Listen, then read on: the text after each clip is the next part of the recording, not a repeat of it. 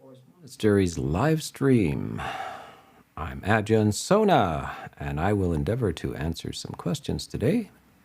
And we can begin with the first one, Piyadasi. Ajahn, our first question is from the live chat from Echinoderm.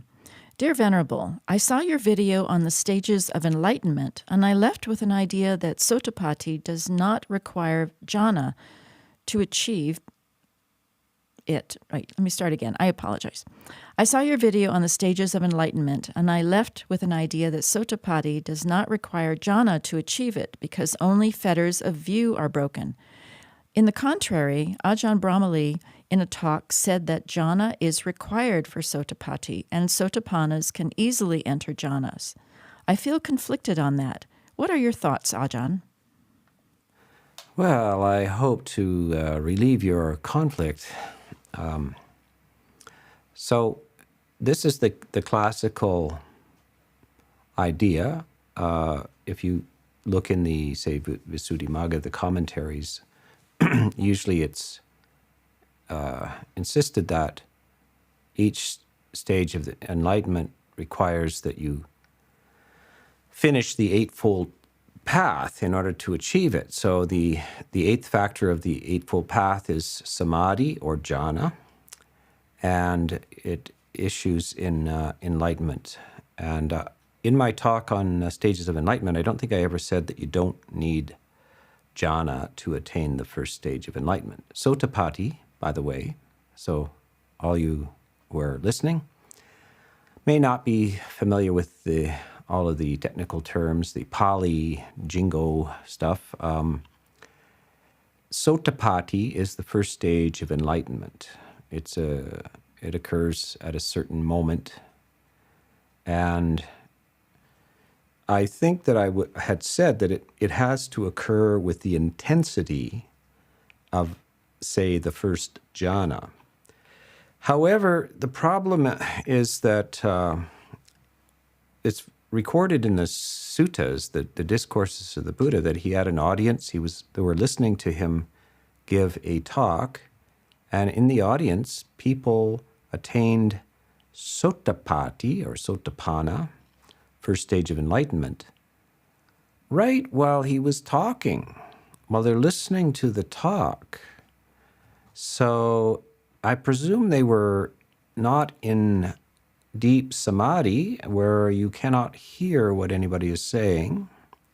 They were probably listening intently, perhaps, and at some point the focus of the mind converged and was very entirely focused on the meaning of what the Buddha was talking about.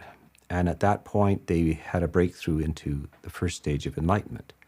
So when we say that you need jhana to attain enlightenment, what it really means is maybe not a long state of deep withdrawal from the sensory world, but actually a high focus,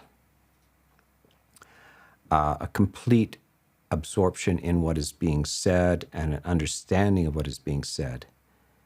And then the mind sees that and agrees with that, and that is strong enough to produce this stage of enlightenment, which is, by the way, irreversible. So if you've attained that, you now are not going to regress to an unenlightened stage.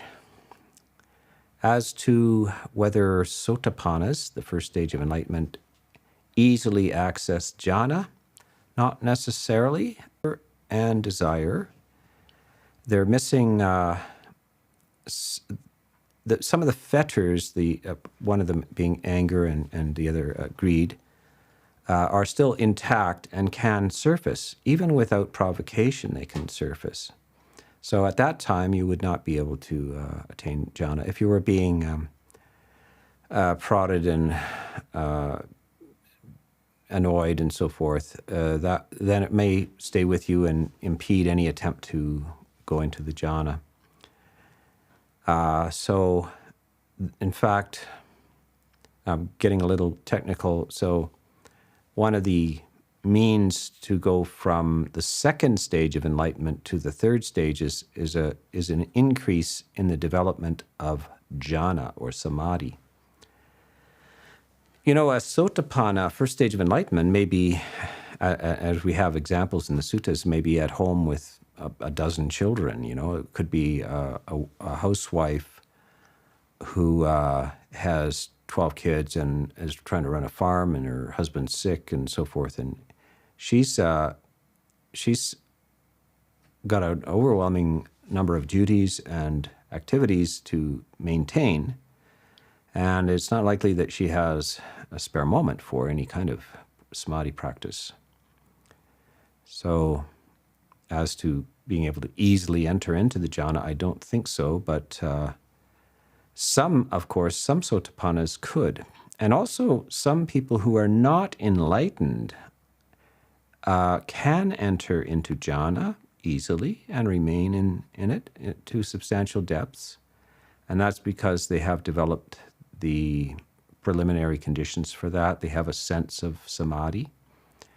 And unless you have right view, samadhi will not naturally issue into enlightenment.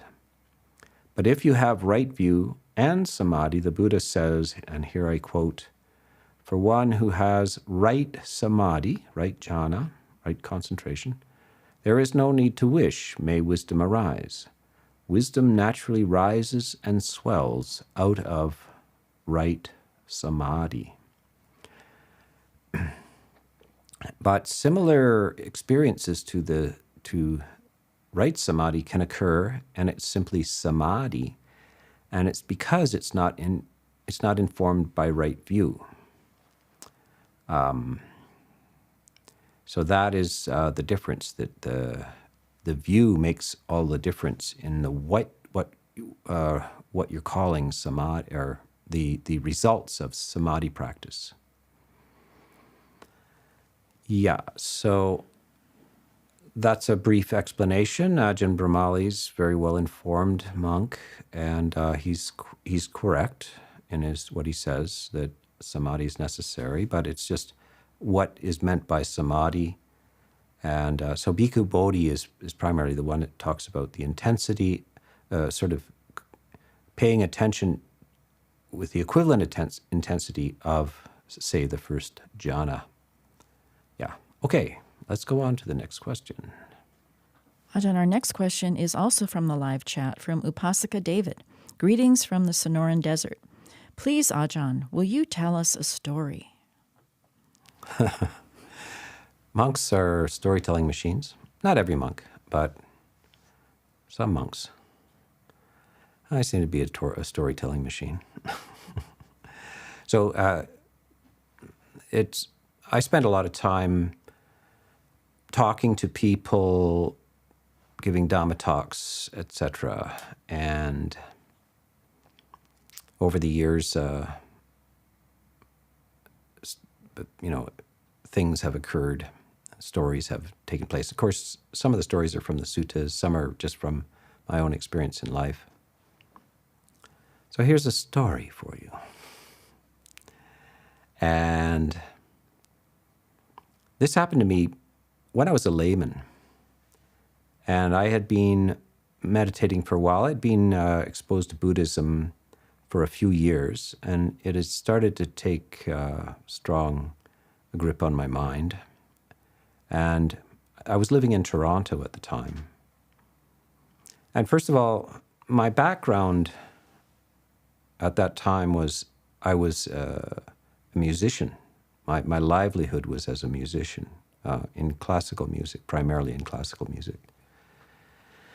But I also spent a lot of time in the university studying philosophy and history and all of those things. And I was quite, I would say in my outlook on life was quite rational, tending to the modern reductionist, materialist, skeptical, rationalist type of attitude to things.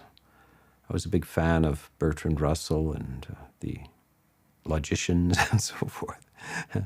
So that was my mindset before I started meditating and being exposed to some of the Dhamma Buddhism, as I was exposed to it more, I began to question my own convictions about the linear, rational, purely the description of reality as given by 20th century science and perhaps rationalistic philosophy. Because the experiences you have in meditation change what you think as the boundaries of reality. Anyway, so one of the events was I was trying to find places to meditate. So I had a house in Toronto, and one of the places you could go to meditate, to get out of the house and meditate, would be to parks. But I found that parks are not that great because people playing frisbee and dogs running around and kids and stuff. And you look strange if you're sitting cross-legged on the ground and with your eyes closed.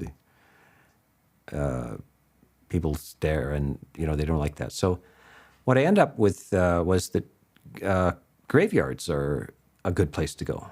Because if you're sitting there cross-legged with your eyes closed, people just think you're grieving over your departed relative. It's kind of, nobody bothers you in a graveyard. And so I would go to one of the big graveyards in Toronto, was near the downtown area, was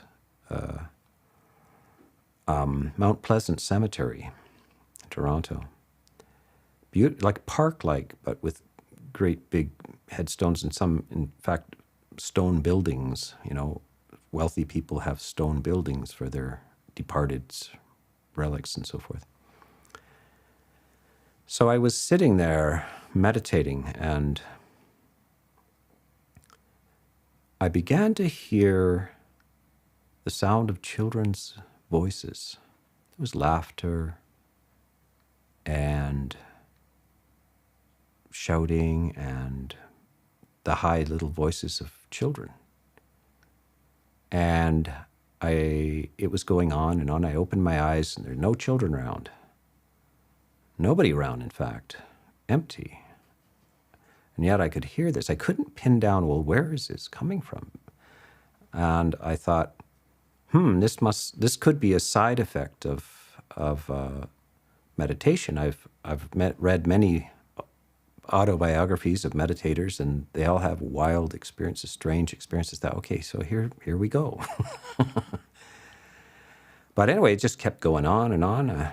So I noticed, and then people, I was sitting in the grass maybe 20 feet from this asphalt walkway, and occasionally a person would walk by, and they would not stop and hear voices or anything like that. So I thought, okay, it's me.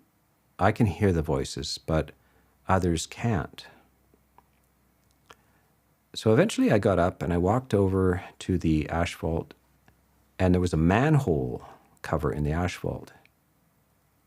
And the voices were coming out of the manhole cover in the graveyard. So they're coming out of this underground, children's voices, laughter, tumbling over each other, all echoey, strange. And what's interesting is that all these people walking by, none of them noticed it at all. And it's plain as day. It's just coming up out of there. So I'm thinking, well, I kind of congratulate myself, like, wow, you just had a spiritual experience here. This is what they're talking about. Yes, okay. So this went on for a long time, and so finally it's almost getting boring. I'm managing to sort of tune into the underworld of departed children's voices, and it takes no effort whatsoever. But I'm not denying it or anything like this, which apparently the people walking past are, because it's something that you can't hear because it can't be. So anyway, I decided, okay, it's time to go. I'm leaving the park, leaving the graveyard. I walk back, and instead of going out the gate onto, I think it was Yonge Street, I see that the path continues and it goes down into a kind of a ravine. So I did, for the first time, I leave by that means, just spontaneously. I walk down. And it's a long ways down there. It's 100 yards. And as I descend these stairs into this ravine, there's a creek flowing at the bottom. And there's a huge underground tunnel with bars on the front. And the river is running out of that, so they've diverted a stream through the graveyard. And what do I see inside the tunnel? Children playing inside the tunnel. And they are laughing, and their voices are coming up 100 yards away, up through the manhole cover. And they're playing and little high, shrill voices. So suddenly my determination to accept reality as it is and not deny it is confirmed. This actually happened. Now notice the people who walked by didn't hear it. And I heard it and did not say, oh, this is fabrication or anything like that. It was coming out of this manhole cover. And so it just happened. Now, it would be a very different story if I had left by the gate. I would be telling you that, some sort of underground, like children can be heard in the ghost realm or something like this. But anyway, I'm telling you that it was real. And so now here's the kicker on this story as well. You think this is the story, but this is... So 12 years later, I'm in the Shack Monastery near Pemberton, 25 kilometers from Pemberton, in the middle of nowhere in a broken down shack. This is the first monastery which we rent for $50 a month, and it is overpriced at $50. It has now fallen down. We went to visit it recently. It has just fallen over. So it had no electricity, no phones, no nothing, but occasionally young people from Whistler who were lifties or something like that would hear that there are some monks up in the mountains, and they would come up and meditate on a Saturday night in the tiny little room that we had. Spooky place, candlelight and a little kind of broken down shack. Anyway, for some reason, I had maybe told that story once in the 12 years since it happened. That night, for some reason, I decided to tell that story again. And there were 3 young people who had come up from Whistler. One was a young lady and 2 young guys, maybe in their 20 or something like that. And as I'm telling the story, particularly the girl is just saucer-eyed. Her eyes she is riveted on this story. Anyway, I tell this whole story. I go through it. And I get to the end, and she's just, oh my God. I said, what? I mean, it's a good story, but she says, I was the girl in the tunnel. That's where I played after school. I grew up right next to the Mount Pleasant Cemetery and played in the tunnel. And that 12 years ago I was 8 years old. I went through those bars and played in the tunnel. So why, 12 years later, I've told the story once before, I decide to tell it that night to the girl in the tunnel. So I don't know what to call this story. Perhaps we should call it The Girl in the Tunnel. Now, Pia, let's move on. Thank you, Ajahn, for that good story. Our next question is from the live chat from Nope or Dope. Venerable Sir, is it unhealthy for the mind day? Well, my dear Nope or Dope, even I don't listen to 3 hours of me. I think it's unhealthy. restrict yourself to 1 hour of me. I think it's good that you listen to an hour. But, of course, in Thailand, for monks and lay people, they go to the monastery. The lay people come to the monastery once a week, and it's called Wan Pra, or the Monks' Day. And in the forest tradition, we sit up all night long, all the way through until dawn. And lay people quite often join us. And the senior monk, the abbot of the monastery, the senior monk, will get up sometime around 11 o'clock or midnight and give a talk. So the lay people like to chant and they like to meditate somewhat. And they also, but they have their limits, and they like to hear Dhamma. So traditionally there, the monk will give a talk, and usually younger monks will talk for maybe an hour, but when monks get a little on the senior side, they'll talk for 3 or 4. I've been at a 5-hour Dhamma talk. The older monks get, like me, the longer they talk. So, yeah, I've heard a 5-hour Dhamma talk, and I didn't understand a word of it. It's in Thai. And it's an all-night sit. So you've been up since 3 o'clock in the morning. You get up 3 o'clock in the morning every morning. And it can be a long night. You're trying to meditate, but a 5-hour talk is going on in Thai through a microphone and amplifiers. So that's enough to drive you mad. So yes, but I wouldn't excessively listen. I wouldn't over-listen to these things. I would just, I think it's great. And I have heard lots of people that utilize the Dhamma so much, and it's a wonderful resource. It's something that I didn't have in my early years. Nothing like this was available. So this is one of the reasons why I make these recordings, and we try to do it in good quality, with good recording and good video, and sometimes the talks themselves are edited as well. So I encourage you to listen, but if you're feeling that you're over listening, then find something else, a little bit of silence as well. Okay, let's go on. Ajahn, our next question is from Lucas in Connecticut, United States. Dear Ajahn Sona, do you have any guidance on how one can let go of the need to be right? I've realized that I have trained myself to have a hypercritical mindset over the years, and it makes it impossible to get rid of the old, unbeneficial habits.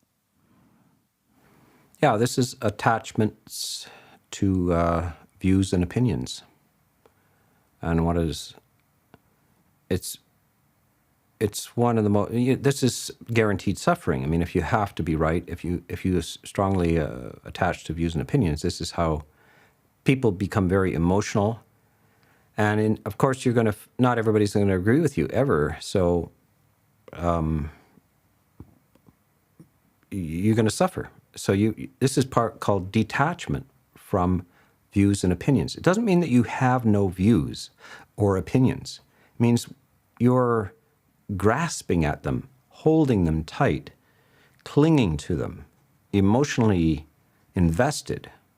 So, you're either right or wrong, but you don't have to be emotionally invested in them. And then suddenly, very suddenly, you feel free. You have given up running the universe now. It is very nice to give up running the universe. You'll find out you were never running the universe, in your opinion. Sometimes you're right, sometimes you're wrong. And you don't have to cling to them. You're either right or wrong. You can feel quite light and free about this. And that's very, very important to understand. And it's tricky to get over. Some people have more difficulty getting over than others. And even when you're alone, I had a rabbi, an Orthodox rabbi here one time. We had a conversation. He told me a funny story, Jewish story. He said there was a Jewish guy who got washed up on a deserted island all by himself.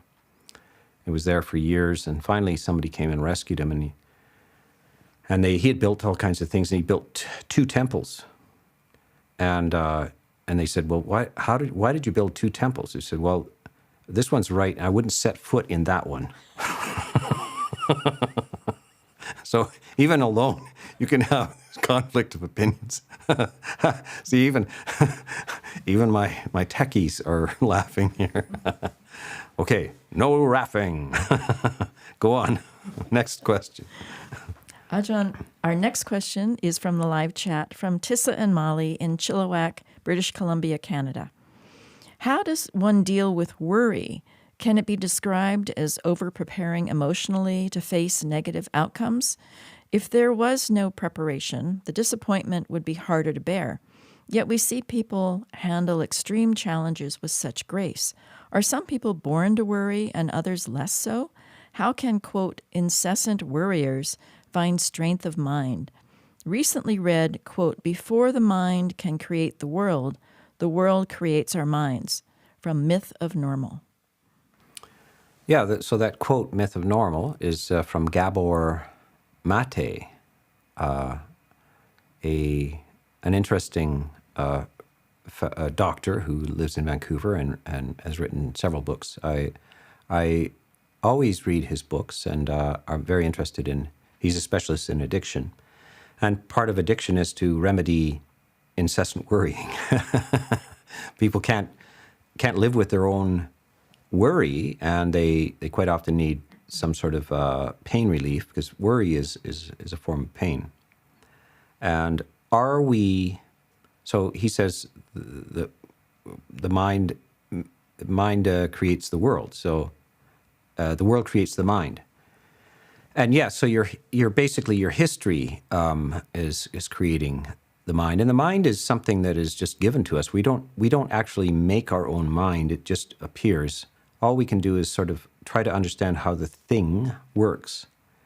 This is a product of Mother Nature, and one of the things that it quite naturally does is worry. And so that's the natural state, is that humans tend to worry because they don't think they have a choice. Something bad might happen and they don't want the bad thing to happen, but what if it does happen and they can't resolve that, and they think that it's somehow beneficial to feel ill at ease about this. But so we need some rationality here.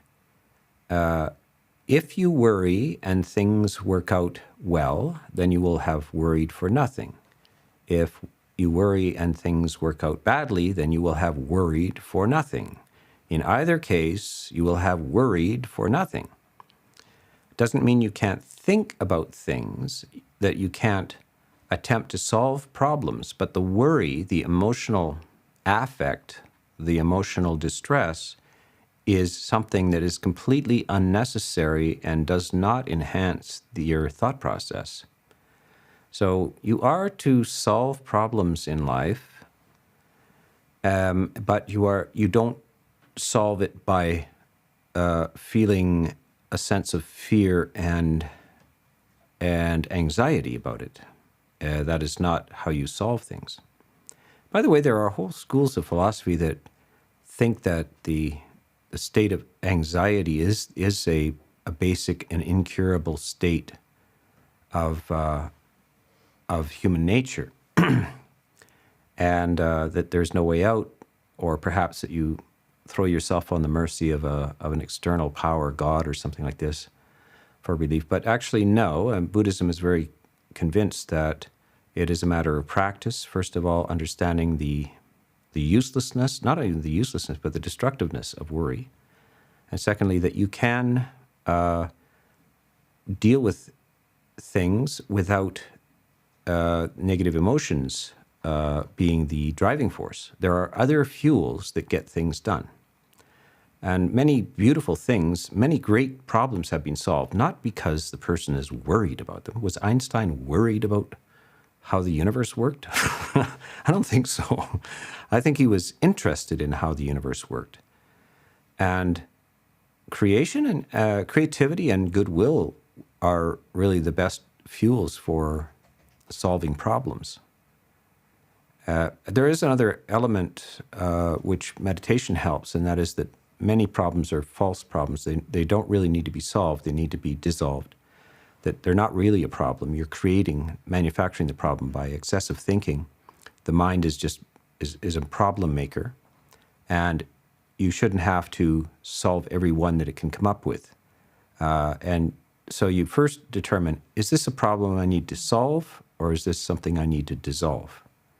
And you get to know about that by quieting the mind. Instead of trying to solve the problem, you quiet the mind, bring it into a state of ease, and then you quite often realize, oh, it's a simple thing. I just need to go to the store and get cabbage. It just really isn't a problem. Okay, that's in brief. Our next question is from the live chat as well, from Terry in New York City. I'm having difficulty balancing the seemingly endless amount of information in Buddhism to the reality of present moment practice. It seems impossible to remember all of these lists and concepts and apply them in real time. Ajahn Sumedho has a talk titled, quote, "Right effort is no effort," unquote. I know this is slightly in jest, but I find the midpoint between trying too hard and not enough to be challenging, and frequently I find trying to, quote, do Buddhism correctly feels unattainable and overly idealistic. Any advice? Well, it's like any other process. Is like try to learn to play the piano or guitar. You'll find frustration and difficulty, and just think like, I just wanted to enjoy myself with music, and I can't make my fingers do what I think, and then I have to remember what's the key we're in, or how do you play those? Yeah, so any skill takes persistence and training and effort and renewed practice. And Buddhism is just that. Fortunately, it is a skill. If you go to certain types of religions, there is no skill involved. You throw yourself on the mercy of God, and that's it. And any kind of effort on your part is useless. Very appealing. Lots of people go to that. Those kind of religions are developed because most people are just not going to make much effort in their life, and they need some consolation. But however, one ends up living anxiously, full of problems, hoping that some external agency will magically lift these problems off them. But it ain't. Buddhism is convinced that it ain't going to be that way.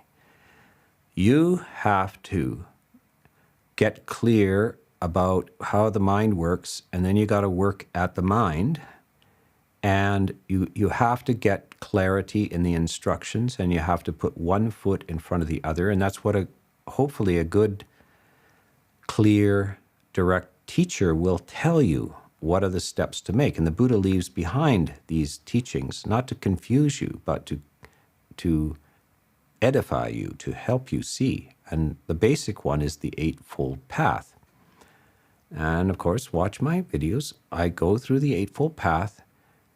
The way I plan to make these videos is short ones first, like an 8-minute explanation of something, so the person can sort of get the basic idea.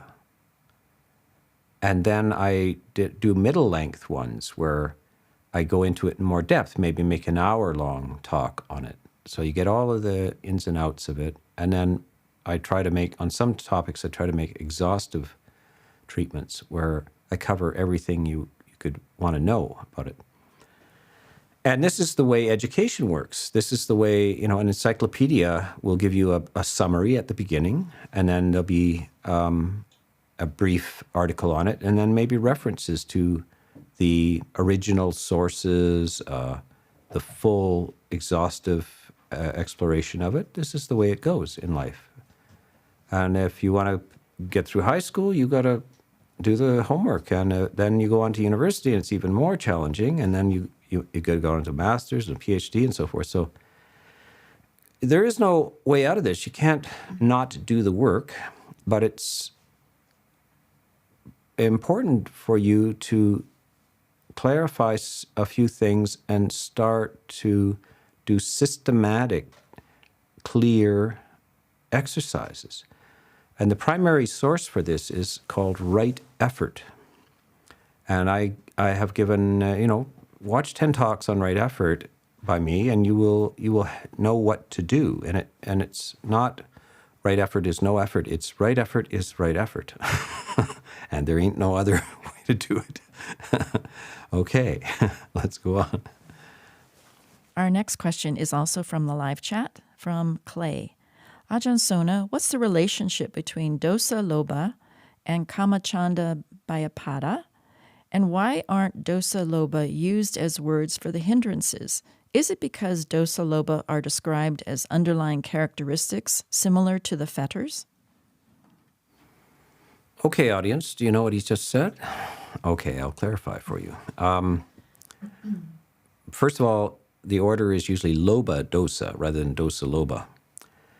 And this is referring to this basic summary of the problem of existence is greed, hatred, and delusion. Lobha, dosa, moha. And sometimes it's put that way, lobha, dosa, moha. Maybe just because they're all two syllables. Maybe it just rolls off the tongue. Lobha, dosa, moha.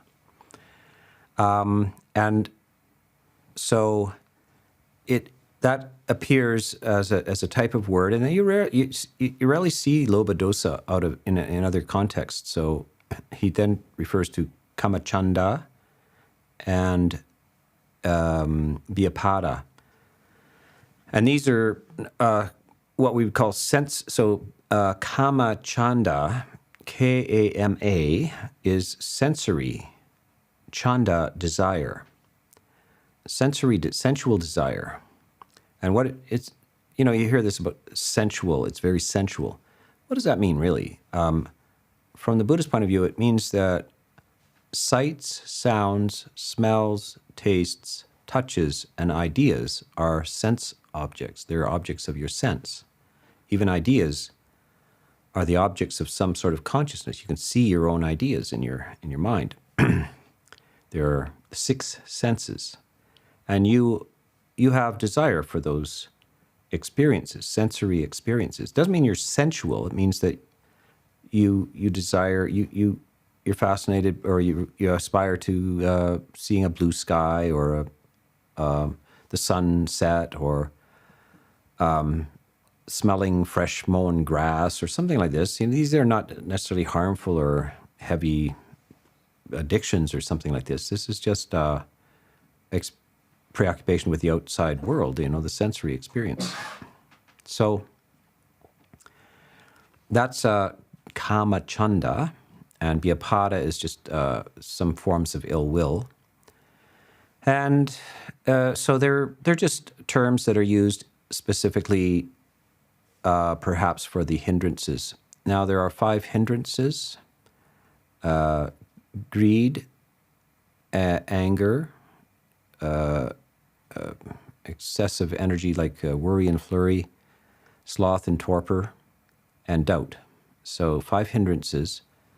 And then deeper than that are the roots of these hindrances. So there is a root of greed, which is also just greed. But it's not always active. It's latent. So you have latent greed, latent anger, and a number of other latent tendencies. They're not always manifesting. When they're manifesting, they're called hindrances, nivaranas. So the active anger, the active greed is a hindrance. The potential is called a samyojana, or a root. This is just temperament. Basically, you got to say you're an angry temperament. By the way, in Thai they use these Pali words a little bit changed into Thai. So a person whose angry temperament would be a dosa chit, an angry mind, a dosa chit. So it becomes part of your ordinary vocabulary. But we know people who are angry, but they're not angry all the time, usually. Well, some people are, but sometimes you got a flash temper, it flashes up into existence, but you're not always that way. So when you're angry, then it's manifest. So there's different words for that when it's manifest and when it's a tendency. So this Buddhism is the ultimate psychology. It's very analytical in what goes on in the mind and so forth. So they use different terms for different conditions, but basically lobha and kamachanda are similar in meaning. Yeah. Okay. Ajahn, our next question is from Anonymous from Mumbai, India. I would like to know Buddha's thoughts on social justice. If someone has wronged the other, is it important to seek justice in courts, or he should let it go according to the law of nature and karma? These are processes of law and order in society, and they're perfectly legitimate to use. You'd have chaos if it wasn't there. And so one can pursue these things. It's not a problem. But quite often, you don't get justice in the court of law. You don't get justice, and it can be frustrated. There can be corruption, all kinds of things. But from the universe perspective, justice just is. The universe always knows. It's like physics. You can't fool physics. If an object moves, then there's a displacement of energy. You can't fool the universe. Even at the micro level, there's cause and effect. And in the moral dimension, from a Buddhist point of view, there is cause and effect in the moral dimension, and it's very lawful. And so nothing is escaped. So you see people are being murdered, and it's an unsolved murder and so forth. But ultimately, the one who commits the thing is always responsible for their actions, and it will catch up to them. And quite often, the results are much more severe than anything imposed by the justice system. So whether you succeed in the court or not is uncertain, but the karma is you cannot fool karma. Yeah. From the live chat, our next question comes from Raphael. Greetings, Ajahn, and thank you for your teachings. Will you please say a little about if we are our perceiving consciousness? We're not our thoughts, but are we the consciousness witnessing them? We are neither. We are neither our thoughts or our consciousness, because the word our, A-O-U-R, our, mine, is the thing that you get fooled by. There is no I behind this. No, there are thoughts, but nobody thinking them. There is consciousness, but nobody being conscious. There is just consciousness, and you can be conscious of thoughts. There is consciousness and thoughts, thought consciousness. So both of them are just processes with no stable entity behind the process. There is nobody in the river rivering. There's just a river. It's a river of thoughts, a river of consciousness. But there's no guy called River who does this. So that's just the nature of language. There's a noun and a verb, but really, ultimately, there is nothing corresponding to a noun in the universe. They're just processes and verbs. That's all. Yeah. Our next question is also from the live chat from Deborah R. I'm struggling in the summer to practice. There's something very activating about long days and sunlight. In the rainy winter, I was much more able to be mindful and meditate deeply. Is this normal, or is there something I can do to regain my practice? Yeah, I would say it's normal. People respond to different conditions, and usually in the commentaries, but sometimes in the suttas as well.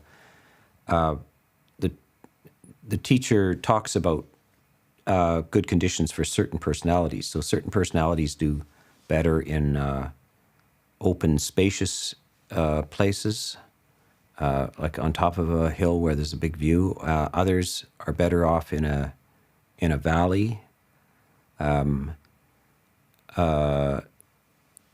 there are certain conditions which aid certain types of personalities. And of course, in the Northern Hemisphere, where the seasons are drastically different, then you will feel quite different in the long days of summer and so forth. Not everybody will, but it's definitely, lots of people report that they're more active at that time. So, but you can find perhaps, go down into a windowless room, nice cool condition, light some candles, and pull yourself into a condition away from the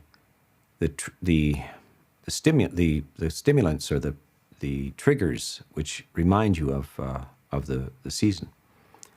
So that's one way you can do that if you want to keep up your meditation during that time. Next question from the live chat is from Rachel. I'm having a hard time accepting the Theravada unspoken rule angle about euthanasia. I truly believe it's an individual choice, as is abortion. The kindest choice is best, in my opinion. Perhaps I'm wrong? Well, yeah, this is a very dramatic area of life, especially for those. So this is where the rubber meets the road, for sure. Euthanasia, that is, do you choose to kill yourself? Now, it's not really. It's a euphemism to say a euphemism for death. Euthanasia, you see this EU means good. A good word for a kind of, it's really a trick of language to talk euthanasia, to having a good death.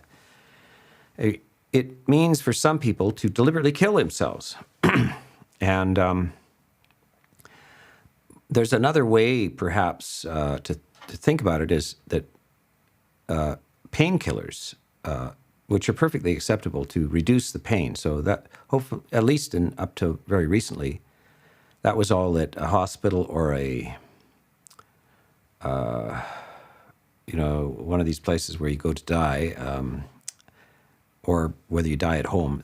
All they did was kind of medicate you to comfort, but not to death. Not to kill you specifically, but to reduce your pain.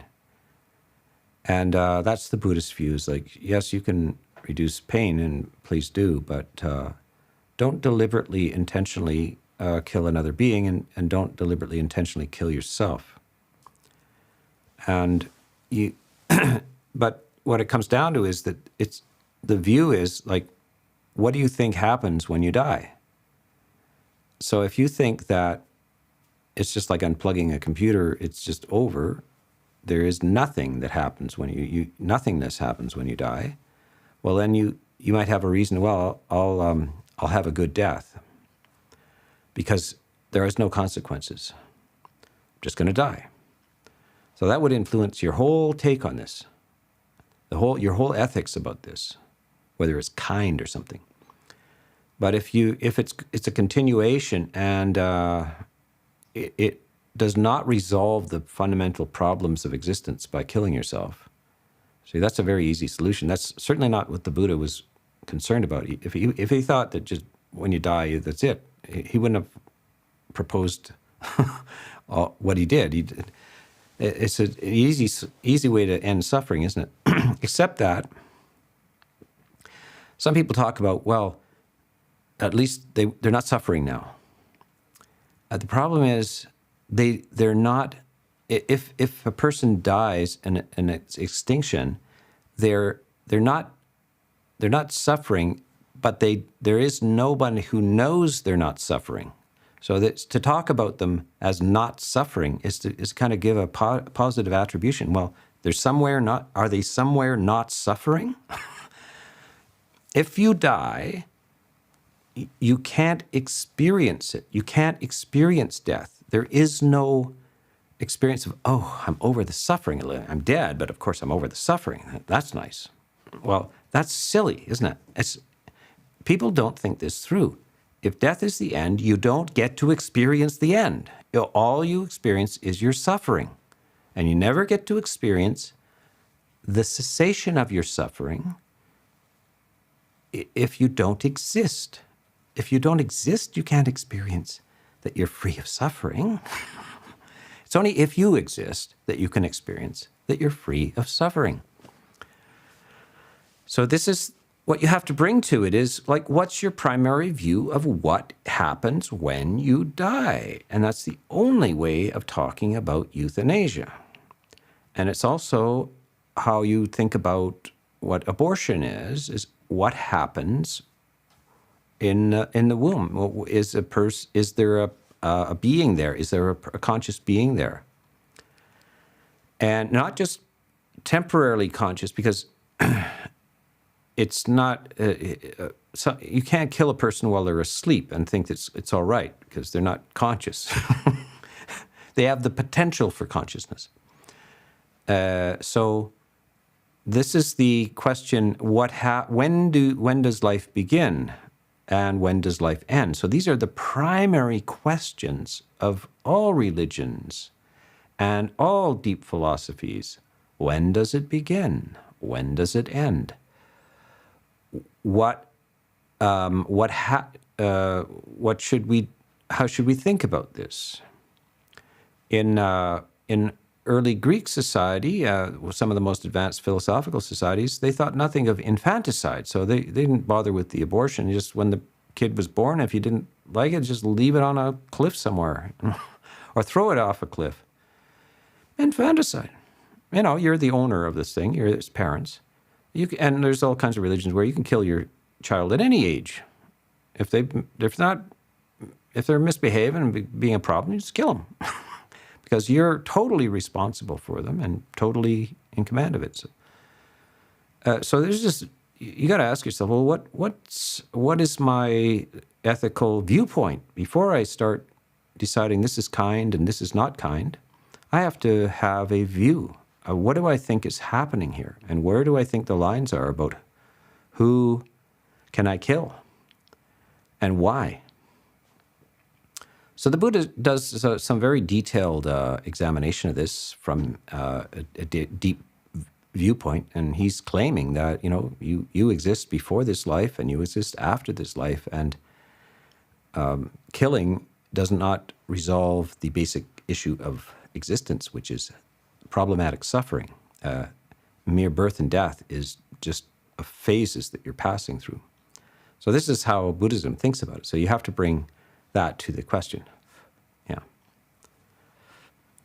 Ajahn, our next question is from the live chat as well, from Lizzie063. After watching your cosmology videos, there is a question I've been having. Petas suffer, but do devas also suffer? If so, how do they suffer? So again, the dictionary of Sona. So Peta means something like the ghost realm, and Deva is angelic kind of beings, heavenly beings. And yes, both of them suffer. Angelic beings suffer more or less only potentially. Whether they acknowledge it or not, they have a lifespan. So this is different than the Christian idea of eternal heavens. There is a determined lifespan in the heavenly realms, and then you die. And if you become aware of the fact that your lifespan is limited, then anxiety can arise. As in human life, you ask some 15-year-old, what about death? And I don't care, whatever. And it's going to a long time from now. They don't think about it. So, but of course, it can occur at any time. And when death comes close, when you're diagnosed with a terminal illness or something, you suddenly anxiety, worry, and all this kind of death makes you anxious. So that kind of suffering. But they don't, in the Deva realms, they don't suffer from, car accidents or things like this. It's a kind of a safe, completely safe environment, but only the psychological dimension can you have some distress. In the Peta realm, it's fairly constant and unrelieved distress. It's like the realm of a street person or an addicted a unfulfilled, addictive type personality is very, very distressing. Yeah. So, well, I want to mention something. Next Sunday we won't be here for the live stream, but it will likely be on Saturday evening at 6 or 7 Pacific time. And we will be somewhere else. I won't tell you the secret location. Stay tuned for the secret location. Check our YouTube channel, Ajahn Sona channel. That's how you get to the channel. You just type in Ajahn Sona channel in the YouTube search bar. Because if you just type in Ajahn Sona, you won't get to the channel, but Ajahn Sona channel. And then it will have a little announcement about the time for the live stream. So that's when you will be able to find out. And it might not happen, but it's likely that it will, etc. Okay, so that's for next week, and we are at the end. Yes.